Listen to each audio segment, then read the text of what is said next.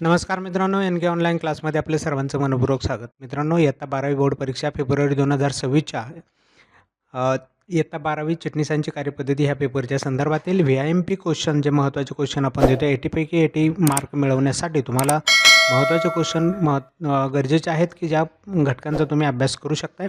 यामध्ये आज आपण सहकारण स्पष्ट करा हा जो प्रश्न आहे, या प्रश्नात कोणते महत्त्वाचे प्रश्न आहेत की ज्यांचा अभ्यास आपल्याला करणं गरजेचं आहे, कशा पद्धतीचे प्रश्न महत्त्वाचे असू शकतात.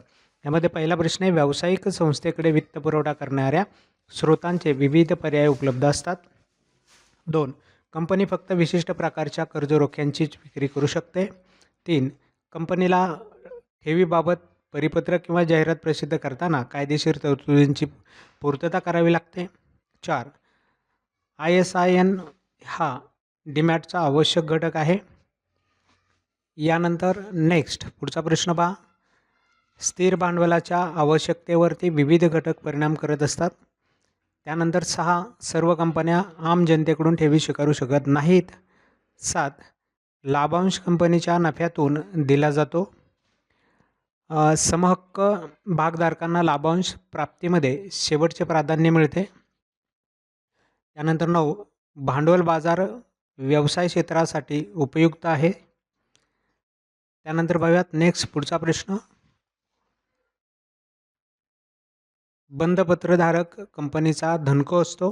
हा प्रश्न खूप वेळा विचारला गेलेला आहे. त्यानंतर कंपनीला सुरक्षित कर्जरोख्यांची विक्री करताना तिच्या मालमत्तेवरती बोजा निर्माण करावा लागत असतो. त्यानंतर 12.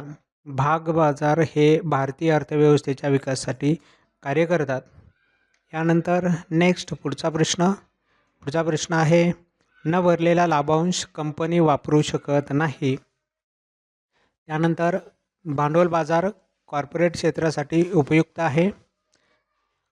15. सार्वजनिक कंपनीचा भागधारक शेअर्स हस्तांतरित करू शकतो. 16. पसंती शेअर्सना सामान्य मतदानाचा अधिकार नसतो. आणि 17. डिपॉझिटरी शेअर्सचे सोपे आणि जलद हस्तांतरण प्रदान करते. अशा पद्धतीने हे काही सहकरणाचे प्रश्न आहेत जे इम्पॉर्टंट आहेत. याही प्रश्नांचा प्रथम आपल्याला अभ्यास करायचा आहे. यानंतर तुम्हाला इतर अजून कोणी महत्त्वाचे प्रश्न दिलेले असतील, सांगितले असतील तर त्या प्रश्नांचाही तुम्ही अभ्यास करू शकता. पण प्रथम तुम्हाला ह्या प्रश्नांचा अभ्यास असणं गरजेचं आहे. हे अभ्यास झालेला असेलच तर तुम्हाला काही प्रॉब्लेम नाही. अतिशय सोप्या पद्धतीने तुम्हाला ही बोर्डची परीक्षा जाईल. नक्कीच तुम्ही चांगल्या पद्धतीचे उत्तर ह्या प्रश्नांची लिहू शकता. चला तर मग तुम्हाला सर्वांना ह्या परीक्षेसाठी शुभेच्छा.